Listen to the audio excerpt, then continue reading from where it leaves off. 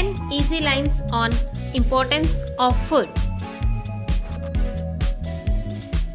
We all need food to live and grow.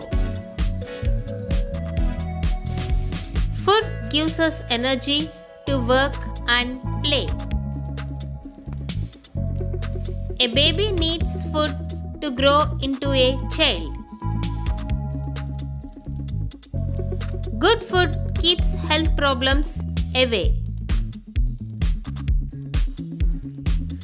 We get most of our food from plants and animals. We get fruits, vegetables, and pulses from plants.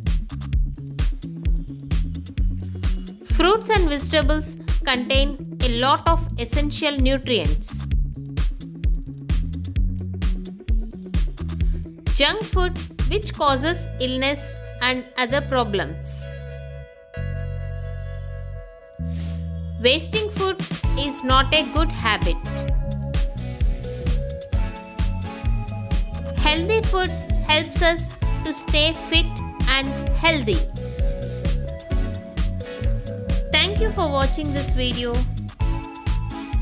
For more videos, please like and subscribe our channel. Thank you.